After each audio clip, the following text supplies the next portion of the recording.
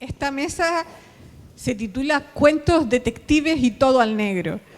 A mí me sorprendió mucho cuando conocí a Pepe Oribe que se decidiera a escribir cuentos negros. Eso es algo súper difícil.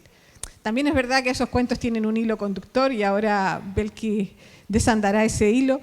Pepe es de la vieja guardia de la cultura canaria, de esa gente. Yo hablaba de picar piedra, pues yo creo que él tuvo que meterle barrenazos porque ya eso era más complicado. Y Belkis es muy complicado presentar a las amigas, a la gente que uno quiere mucho y está siempre cerca. Mañana la presentará Charo, seguro que lo hará mejor que yo. Belkis es escritora y está de moderadora porque es periodista. Eso dice. Es de las buenas periodistas también de la escuela cubana. Y no me quiero enrollar. Mi lema de este observatorio, además de hacer pueblo, es no lo cuentes, muéstralo. La mejor manera de decir las cosas es que sucedan. Cuentos, detectives y todo al negro con Belkis Rodríguez y Pepe Oribe.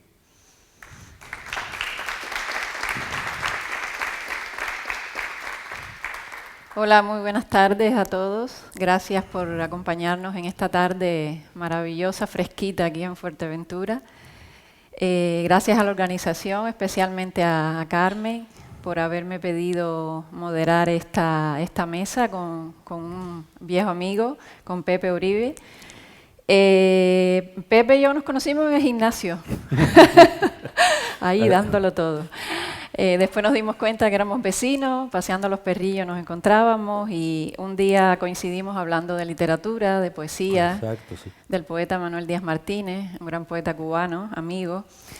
Y me dice Carmen, pues vas a presentar el libro de Pepe, y yo contenta porque es novela negra, que me encanta, y porque me resulta curioso. Pepe es un hombre de cultura, de mucha cultura. Y me resulta curioso que publica un libro de poesía y después da un salto a la novela negra. Y hoy vamos a descubrir cómo ha sido eso. Yo me traje aquí unas breves notas para ponerlos en situación. ¿Quién es Pepe Oribe? Pues es licenciado en Filosofía y Letras por la Universidad de La Laguna. Ha compartido su vida profesional entre el periodismo y la gestión cultural. Como periodista ha estado vinculado desde 1970 a distintos medios de prensa y radio, y hoy por hoy estás en el Radio Guiniguada. Sí, porque el gusanillo nunca se pierde, ¿no? Exactamente. Sí. Como técnico de gestión cultural, desarrolló su trabajo durante 21 años en la empresa pública del Gobierno de Canarias, SOCAEM. Ha sido gerente del Teatro Guiniguada y coordinador del Circuito de Artes Escénicas de Canarias. Empezó a escribir poesía a finales de la década de los 60. En 1970 sus poemas aparecen en las revistas argentina Cormorán y Delfín, dirigida por Ariel Canzani. Ha intervenido en la lectura de su obra en el primer Congreso de Poesía de Canarias, en La Laguna, 1976, en el primer Congreso de Cultura de Canarias con la ponencia El Teatro Profesional en Canarias, La Laguna, 1986, y en la primera conferencia de teatros públicos, Instituto Nacional de las Artes Escénicas y de la Música en Zaragoza, en 1985. En 2002, el Ministerio de Fomento le encargó el informe El Teatro Pérez Galdós, exposición histórica de los proyectos de la reforma del edificio, con miras, ¿no?, a rehabilitar este espacio escénico. Además de numerosos artículos periodísticos, es autor del libro de investigación El Cuyás, Memoria de un espacio escénico singular. En este mismo año, los alumnos de la Escuela de Actores de Canarias hicieron la lectura dramatizada de su texto teatral El Andén. Ha publicado microrrelatos, como por ejemplo En alas de un libro, en Diversidad Literaria, en Madrid 2018, publica su poemario En la Cúpula del Aire en 2024, y ahora aparece con una novela negra, sí, Turno de Noche. Vale. Cuéntanos ese salto, sí, bueno, yo José. Quiero insistir en el agradecimiento que hiciste al Cabildo de esta isla y al Ayuntamiento de Tuineje, y sobre todo a Carmen, que un día me llama y me dice: te voy a hacer una oferta que no te vas a arrepentir. Y verdad, y él tiene razón. No me arrepiento en ningún momento, y se lo agradezco. Vamos a ver cómo nos situamos. Como has dicho, yo empecé escribiendo poesía en aquellos años universitarios, hasta que un día, pues no sé por qué, me dediqué de lleno al periodismo y aquello se quedó, no llegué nunca a publicar ningún libro, se quedó aquello como ahí. Y esto fue a partir de la década de los 80 y me dediqué de lleno al periodismo y a la investigación, hasta que poquito a poco yo también soy muy aficionado al cine, siempre lo fui. Desde muy pequeño iba al cine, estuve metido en los teleclubs, en los cineclubs, perdón, en todas las movidas que había y en algunas películas haciendo pequeños papeles y colaborando en guiones y tal. Y entonces en la década esta pasada, un amigo me llamó para colaborar en una película sobre la memoria histórica y me volvió otra vez aquellas ganas por el cine y entonces se me empezaron a ocurrir una serie de historias que venían a ser, y hasta incluso algunas días tenía hasta un guión literario hecho. Pero claro, hacer cine cuesta mucho dinero. Y yo soy, aunque yo haya caído en eso, yo soy una persona que no me gusta contar con gente sin pagarle. Y entonces, luego vino la pandemia y ¿qué hago ahora? ¿No? Y se me ocurrió, bueno, algunas de estas historias las puedo llevar, es más fácil llevarlas a un libro, porque resultaba que eran historias que tenían pues cierta conexión con la literatura negra. Y yo recordaba que en una época pues hacían muchas películas que eran como 3 cortos, que al proyectarse junto era un largometraje, hombre, que hacía mucho la Hammer con las películas de terror. Bueno, y a lo mejor voy haciendo los cortos y al final puedo hacer hasta un largometraje. Pero al final empecé a ver más allá, cuando me metía a intentar meter esas historias en un texto narrativo, y descubrí que tenían pues sus conexiones, ¿no? Parecían como unos relatos, ¿no? sin conexión, pero al final me di cuenta, bueno, es que si en todas aparece un detective, podía ser ese el punto de unión, y luego me planteaba que tenían pues sus relaciones, y entonces pues me metí ese personaje, porque prácticamente casi todo el mundo que escribe pues inventa un detective, y llegué pues a esa conclusión y empecé a buscar un editor y resulta que no aparecía. Claro, estoy hablando de la pandemia y entonces en ese interín buscando a alguien pues aparece uno que me dice, no, yo lo que sí te puedo publicar es el libro de poemas, porque ese libro de poemas viene a ser una especie de autoantología de todo lo que había escrito hasta ese momento. Y por eso salió antes. Pero estas historias son anteriores y en el paso de la producción. Y entonces pues salió este libro, que ha tardado 3 años en ver la luz, y por eso, eso que tú te preguntas, pues mira, ya te lo he explicado de cierta manera, aunque yo a veces no me lo explico. Yo creo que nunca conscientemente quise hacer novela negra, ¿no? A mí me ha encantado el género, leía desde muy pequeño, me encantaba el cine negro,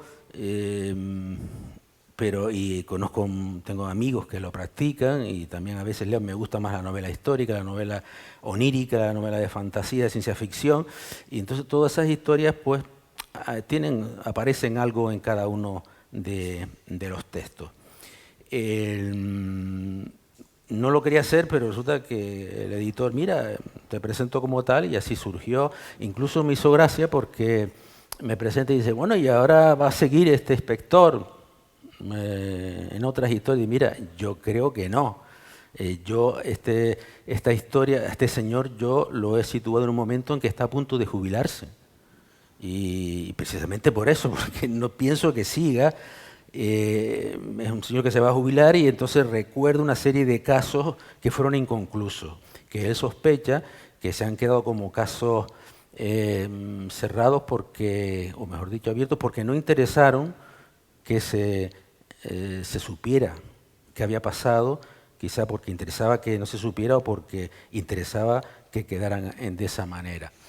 Y aparece un ayudante, igual, a lo mejor en algún momento yo me planteo que ese ayudante que es una mujer policía, pues pueda aparecer. O incluso hay la última historia es un guiño que hago yo a este tipo de novelas y igual ese personaje escritor de novela negra de repente va a ser el protagonista de esa próxima. Pero creo que no. Yo en este momento estoy terminando otra y aunque hay muertos, no creo que aparezca este inspector, igual ni ningún policía. Y tengo una que estoy terminando y otra que la tengo el croquis en la cabeza y creo que tampoco. Y que iría más que en este estricto sentido de la novela negra, más en lo que siempre me ha gustado, que es lo onírico, lo detectivesco, lo ficticio, lo misterioso, etcétera, etcétera, que el thriller, que es un poco una mezcla de todo eso, aunque afortunadamente yo creo que el género negro se está abriendo a todo este tipo y afortunadamente de técnica. ¿Te voy a dejar preguntar algo más? Pues, si no, sí, no me hagas spoiler. José, aparentemente son cuentos cortos dentro de una novela que no tienen conexión, aparentemente. ¿Qué tienen en común estas historias que tú has construido alrededor de un personaje que es un detective, de Ulises Galván?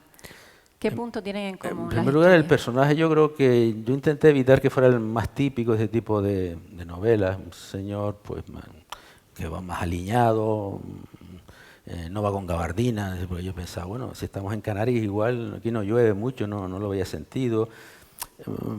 Pero si va con un paraguas porque a veces llueve y le sirve para espantar las palomas que no le gustan.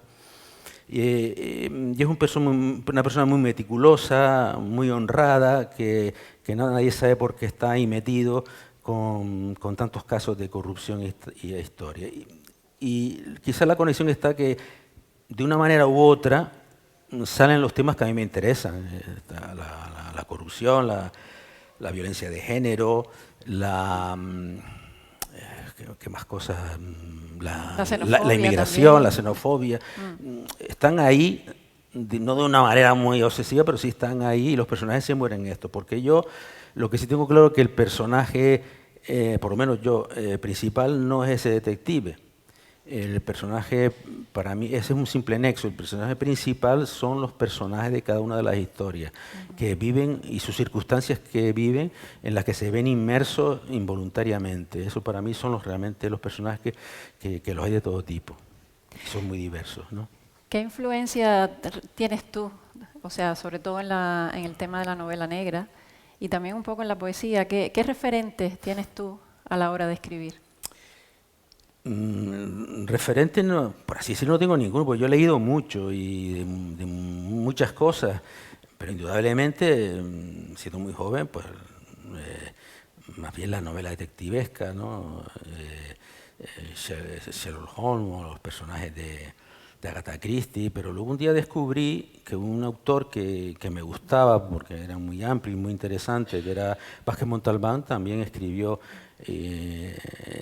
novela negra y después a través, al seguir, pues descubrí que gente de mi generación, como Paco Ignacio Taibo, o Andreu Martín, o Guillermo Galván, pues, y leí cosas, no es que sea un lector empedernido, pero leí cosas y me interesé. Y luego, pues mira, apareció gente aquí en mi entorno maravillosa, Pepe Correa, o Alexis Ravelo, y luego también hay mujeres, está Carmen, está Maite Martín, Julieta Martín, hay muchas. Yo creo que hay de todo, pero yo creo que el referente más bien es lo que yo percibo y cosas que me cuentan, ¿no? Y cosas que vivo. Yo creo que esos son más bien los referentes y luego tienes todo eso para intentar hacer una cosa diferente a lo que los demás hacen, ¿no? Tú que has sido gestor cultural durante tantos años, ¿crees que hay más interés por la cultura ahora que en los años 70, 80, por ejemplo?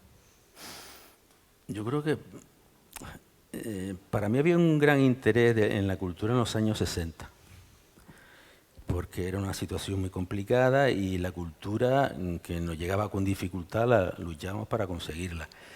Luego la cultura se fue un poco, yo diría que frivolizando en muchos aspectos, en aquello de la Beautiful People, y sí, se abrió el conocimiento, pero y se consiguió la posibilidad de tener acceso con más posibilidades a la cultura, pero yo no sé si es que a veces la hemos masificado tanto o no la podemos consumir tanto, que hoy día es difícil mantener, a pesar de la voluntad de mucha gente que programa, el que se pueda, que la gente asista a todas estas actividades y la te guste y que lo haga con carácter crítico. Yo creo que cada época tiene su movida, su historia. No voy a decir que una mejor que otra, pero esa es la experiencia que yo he percibido. Ni una es mejor ni peor que otra. Yo creo que en cada circunstancia hay que pelear por seguir adelante y que la cultura no se muera, ¿no? Volviendo a tu libro, yo he visto esa influencia, yo creo que es inevitable cuando se escribe poesía. He visto esos como ramalazos, decimos nosotros, de poéticos dentro de tus historias. Por ejemplo, el hombre que se convierte en paloma, o que se cree que se convirtió en paloma. Yo creo que hay elementos poéticos. ¿Tú crees que es posible usar los elementos poéticos dentro de una novela ¿Por qué no? negra? Con cualquier tipo de novela, no está negado. Esa historia no es de las antiguas que conté, que cuando tenía aquella idea de hacer... Es una historia que surgió justo durante la pandemia y habla de eso, del cambio, ¿no? Una persona que se convierte o cree que se convierte en una paloma cuando tiene una fobia tremenda a las palomas, y es un poco el escapismo en una época en que no podíamos hacerlo, en que estábamos encerrados. Y además por esa época también salió un autor griego, Petros Markaris, sacó una novela que era La conjura de los suicidas o algo así, que la ambientó en ese tema, en esa época. Fue una época, afortunada o desgraciadamente, que sirvió para reflexionar, para que el que quisiera reflexionara, porque a partir de ahí cambiaron muchas cosas, cambiaron modos, gustos, en parte la cultura se ha visto muy influenciada por ese periodo, y luego te hacía pensar, en parte también hay otra historia, que es la primera, que tampoco tiene mucho que ver con lo que dije de los guiones, que quizá no tiene, aparentemente empieza y parece que no tiene aquello sentido, y es que se encuentran dos personas, uno de ellos sigue siendo un mendigo y otro un ex mendigo que ha prosperado, y ahí es una especie de fábula sobre una cosa que a mí me preocupa, por lo que yo decía antes, de los temas son cosas que me preocupan, que es que el dinero físico está cada vez desapareciendo más. Entonces, en ese mundo en que el dinero físico desaparece, resulta que uno de ellos se monta un negocio sobre la mendicidad, súper explicado. Y claro, está conectado ese señor, desaparece y supuestamente puede haber sido víctima de un asesino en serio, de repente realmente prosperó. Es decir, yo lo que sí conscientemente en cada una de estas historias he tenido presente es que haya casi al final un giro sorpresa, que la gente no se espera, y es lo que estoy más contento. Incluso hay gente que la ha leído y me dice, sí, me gusta, está bien, pero es que no se sabe qué pasa con los malos. Y, bueno, es que eso es parte del juego, invéntatelo tú, ¿no? Sí, es que de hecho te iba a preguntar qué va a pasar con Ulises Galván. ¿Va a volver? Porque lo ha jubilado. ¿Va a volver como jubilado, como un detective privado, o de otra manera? No sé, no me preocupa, ¿no? Te digo que ahora estoy en otra historia, de repente aparece, porque nunca se puede decir esta agua no beberé, pero no me preocupa y no lo veo. Yo no soy, estoy por otras historias. Y no lo veo. En esta próxima me lo planteé, bueno, igual puede aparecer, pero no, prefiero que no. Prefiero que sea es una historia sobre un grupo de personas que viven en un ambiente cerrado, y no lo veía ajeno, y entonces lo he descartado. ¿Estos cuentos se desarrollan en Las Palmas o puede ser en cualquier sitio? Yo creo que en cualquier sitio, aunque indudablemente pueden desarrollarse perfectamente en Las Palmas, aunque no cito lugares que lo identifiquen, pero yo creo que sí, a veces los nombres de algunos personajes me han dicho, hombre, ¿te referías a...? Bueno, pues mira, quizás sí. Y yo creo que quien viva en esta ciudad, pues en determinado momento puede pensar, sí, no es que hubiera necesariamente que haber sucedido en Gran Canaria, o en Canarias, pero sí, porque es la experiencia más cercana que tengo, ¿no? El último cuento, bueno, no voy a hacer spoiler, por supuesto. En el último cuento me sorprendió porque hay una trama de intriga y realmente al final pues te sorprende, ¿no? Lo que estaba Sí, es sucediendo. lo que decía del giro final. De este guiño que haces Y es un guiño un poco irónico. Bueno, me cargo el personaje, pero a lo mejor también me voy a cargar este tipo de cosas. Fue una cosa que se me ocurrió que me pareció que lo podía hacer para... porque este señor es además de un detective trabajador, meticuloso, es un gran aficionado de los autores de novela negra, ¿no? Y entonces hice ese guiño con todos mis respetos, ¿no? Háblanos un poquito del título. ¿Es una metáfora? A mí me encanta el título. Turno de noche, me parece... ¿Por qué turno de noche? Yo en un principio estaba pensando, eran los papeles de Ulises. Porque este señor meticuloso tiene todos los archivos, un señor que cuando lo llaman para resolver un problema, un crimen, pues lo dibuja todo, es un buen dibujante, lo tiene todo detallado. Y esto supone que los compañeros de la comisaría despectivamente le digan, esos son los papeles de Ulises, eso no sirve para nada. Pero él con esas historias resuelve historias menos estos casos que están aquí planteados.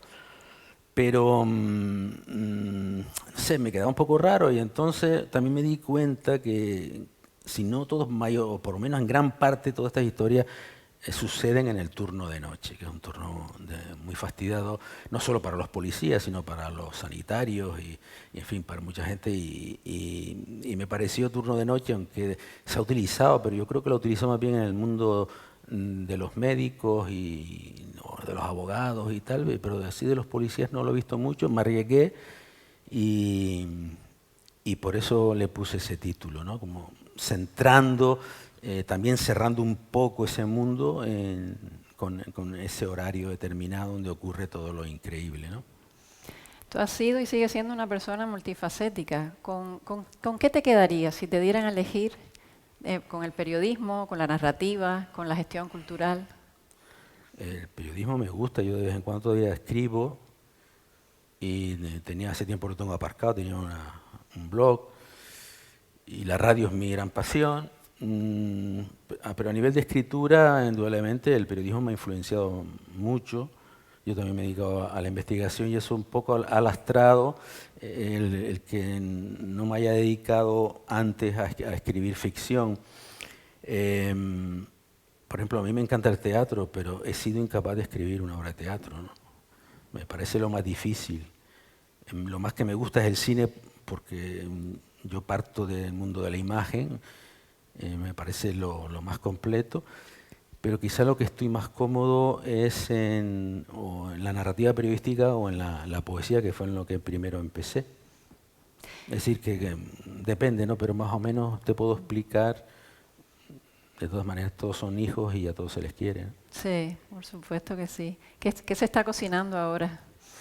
No voy a adelantar nada, ¿no? Pero, alguito. Sí, es una historia, dije que es un espacio cerrado, un grupo de personas en víspera de la desaparición de ese entorno, ¿no? Entonces, esas situaciones que se crean entre ellos, pues personas que son parias de la sociedad prácticamente, que van a ser expulsados de ese espacio que construyeron con mucho cariño y esfuerzo, y que se hace un poco pesimista, pero yo creo que la historia cada vez nos da plazo, y además que eso en parte también es indicativo de lo que está sucediendo en las ciudades que yo tengo en mi entorno, de que su expansión, su crecimiento va expulsando a esos vecinos hacia otras zonas en el extrarradio, que de repente con esa misma expansión cobran relieve y se convierten en zonas importantes y vuelven a ser expulsados de ahí con la especulación. Más o menos, pero yo todavía estoy terminándola. Luego yo soy una persona que releo, corrijo y hasta cambio muchas cosas. Yo no sé cuándo la terminaré totalmente.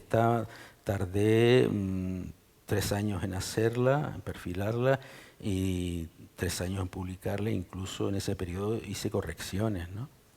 Yo soy muy meticuloso. Eso a veces también me ha impedido editar más, porque soy muy autoexigente, ¿no? Eso no está mal. Turno de preguntas para el público. ¿Alguien se anima?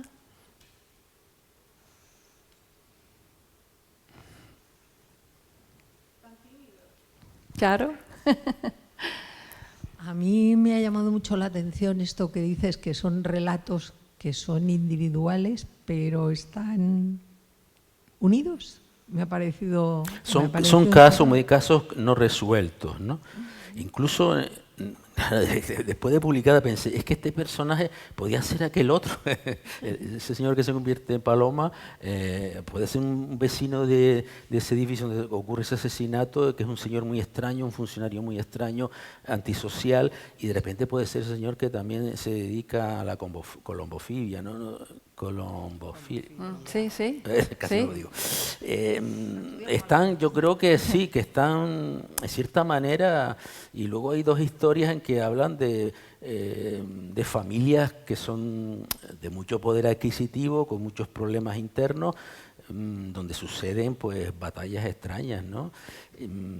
No sé, las personas que lo lean pueden ver exactamente si es así porque yo digo, eran como si fueran relatos y al final se convirtieron en casos determinados de un entorno, ¿no? Pero tiene que estar muy trabajado porque el libro es muy cortito. ¿Cuántas historias? El compañero que me presentó, el escritor Emilio, me dice, lo dijo allí, no me lo dijo antes, dice, me ha facilitado la labor porque me has evitado leer 5 novelas, porque aquí has presentado 5 historias que podían ser 5 novelas, y luego me quedé pensando, caramba, tienes razón. Podía haber, pero no lo pensé. La verdad es que son historias cortas, algunas no creo que se puedan alargar más, porque podían caer en la repetición, pero la verdad es que lo he trabajado. Sí. Eso, yo lo más que orgulloso estoy es que me he quemado mucho las pestañas para evitar repetición, para evitar cosas, y así todo siempre puede haber algún casapo. ¿Alguien más se anima? ¿Nadie más? ¿Seguro? ¿A la 1, a las 2? ¿A las 3? Pues nada, agradecerles que hayan participado en la presentación de Turno de Noche, decirles que el libro está por allí detrás, que el autor está aquí para firmar y les animo a comprarlo. Muchas gracias a todos. Gracias.